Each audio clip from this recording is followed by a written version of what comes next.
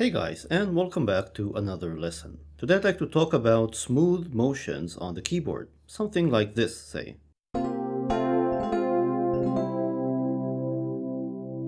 What I'm going to do is I'm going to start out by playing an example, then I'll break it down so we stay practical. And after we're done doing that, we'll talk a little bit more about the theory and how to generate your own kind of motions. So for the example, let's say that you're playing a ballad in C, and you've played your D minor to your B flat dominant 7th, and then you land on your final destination, a C major chord, and then you want to embellish it. So you play something like this.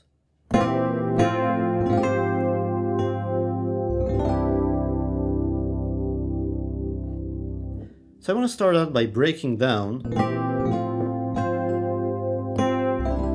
this motion at the end. And we're really just playing a succession of chords that sounds, in my opinion, pretty nice. They flow smoothly into each other. The first is a C dominant 7th chord over the bass of B flat. So I'm playing a B flat and an E in the left hand, on a C and a G in the right hand. Then I'm playing an F major chord over the bass of A. So I'm playing an A and F in the left hand and a C and an F in the right hand. You can add the melody note then up here, a C. And then you jump or play an F minor 6-9. Or an F minor 9. So I'm playing an A flat and an F in the left hand, and a C, F, G, and C in the right hand. You can also use your thumb to hit these two notes, the C and the D. And this really makes it an F minor 6-9. And then you just end up in the final C major chord.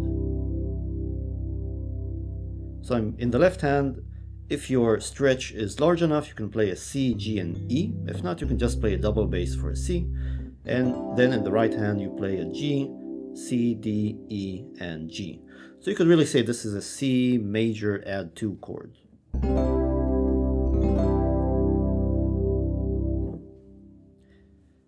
Now, why does this motion sound so nice? And the answer to this is the voice leading is smooth. In other words, each of the notes in each of the forms moves by either a semitone or a whole tone in between the different chords. So for example, on the left hand, you see that the first shape, the B flat and E, flows, each of the notes moves by just a semitone, one of them down and one of them up, so this kind of nice opposing motion. Then for the F minor, the bass goes down by 1, and then for the C again, you're just playing the bass and you're rolling it out. So that's not really a smooth voice leading, but that's the final chord, so you're allowed to make a jump. A similar thing happens in the right hand. You start out with a C and a G, then you play a C and an F, then you play it again for the minor, and you go down to a C and an E. And I'm disregarding the melody note, the C up here. And I'm just focusing on the inner notes. And again, you see that the motion is very smooth. I'm basically moving on the C major scale. Now this same idea can be extended to create similarly sounding smooth motions on the keyboard. Now the first example is, and I'm going to look specifically at the left hand, and I'm going to play a C dominant 7th chord,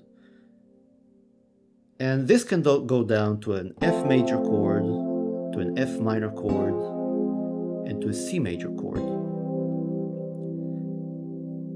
And this is really the progression we've previously played. I'm going to stick mostly to triads and 7th chords, really, if I can, just to highlight the core principles of these motions.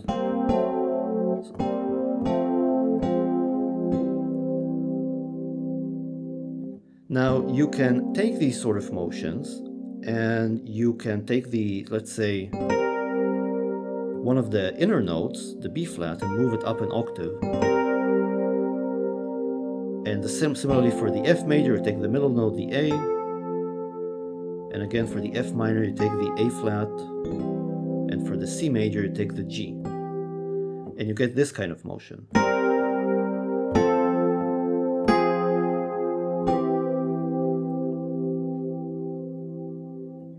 Now for all of these chords, C is a note, and I can double it up here, and this will help the motion sound even more fluid.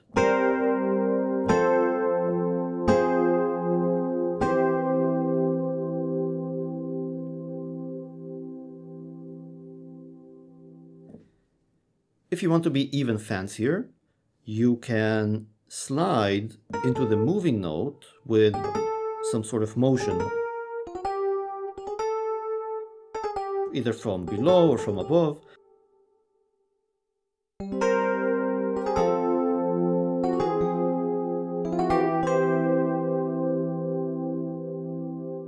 Now, of course, you don't have to do this all the time. It becomes a little bit too much, but you can do it on just some of the chords.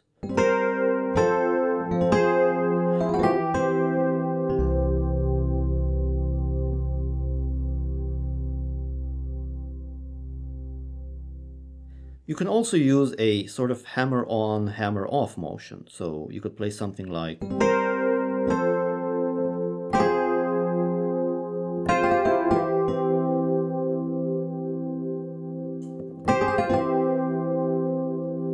So you can play around with this sort of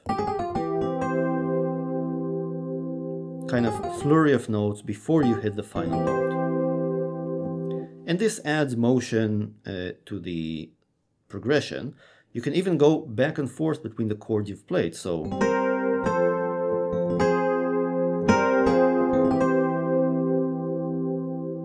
I'm basically going from the F minor back to the C dominant 7, F minor again, and end up on the C major. Now there are different variations to the progression I've played. A common one is to exchange the F major for a D dominant 7th over the bass of F sharp. And this has a nice sound because everything moves by semitones. So it's very chromatic and smooth sounding. And again, you can think about doing similar things as you've done before. So I can play...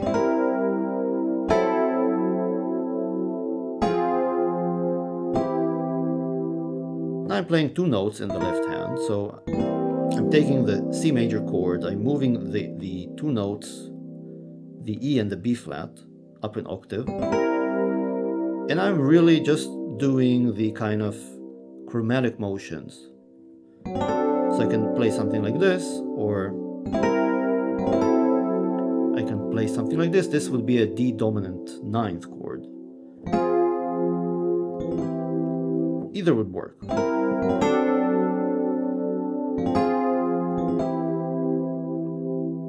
You can view this as part of a larger motion. So I'm doing a C dominant 7 to an F dominant 7 to a D minor half or D half diminished to a C major. So again,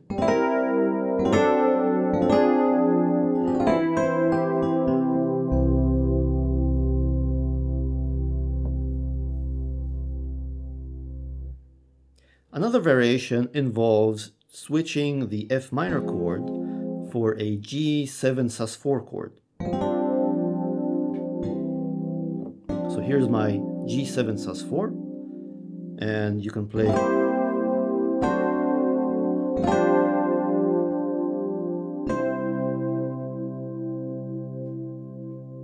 another nice smooth sounding motion. You can also add an A minor 7 at the beginning, just after the C dominant 7th chord, or you can just omit the C dominant 7th chord completely. So I can play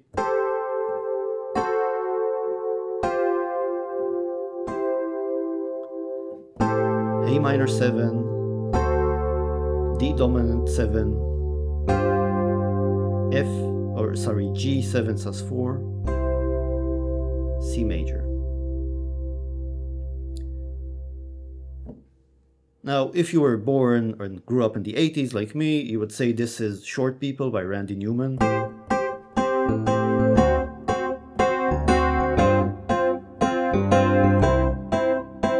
And if you were growing up in the 90s or 2000s, you would say this is maybe This Love by Maroon 5.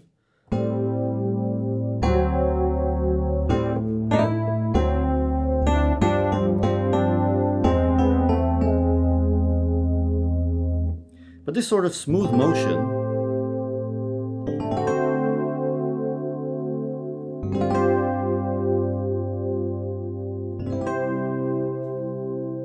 is very appealing.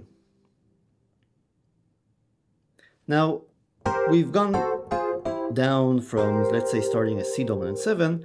Let's explore another position. Let's go starting from an F, and we can go down to a C over the bass of E, to a D dominant 7, and again to a G dominant 7 sus4, to a C major chord. And I would play it like this. Let's do it here. F major, C major, D dominant 7, G7 sus4, to a C major.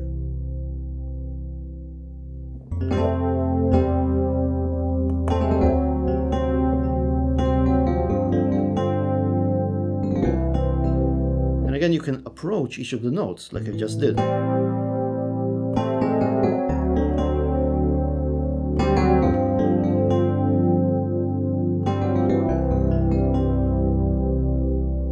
All you have to do is you have to roll into the descending chromatic note from either above or below. Now you can also basically focus on going up. So let's say a C major, which can go into a D minor, which can then go into an E flat diminished 7, which can go into a C major. And then you can kind of do the inverse of the previous motion. You can go into an F major, D dominant 7th, C major, E augmented, and A minor 7. Now, this might sound familiar, and it should be, I assume, because I've just really played Blackbird by the Beatles, more or less, you know, with the chord omitted or added, so I'm just omitting the E flat diminished 7.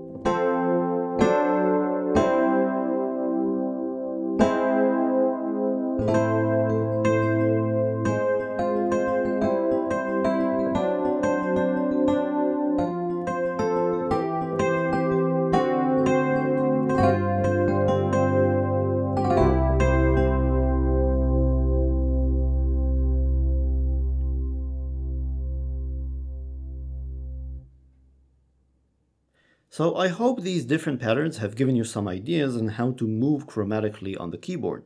It's really a question of basically repeating or copying the kind of motions that I've done and playing around with them. And then stringing them together as you've seen for the Blackbird song. Really, Blackbird is a set of chromatic motions up or down the scale. The Beatles played it on the guitar, but you can equally sort of come up with it just playing with chromatic motions or these kind of smooth motions on the piano keyboard. That's it for today. I hope you've learned something interesting, and I will see you next time.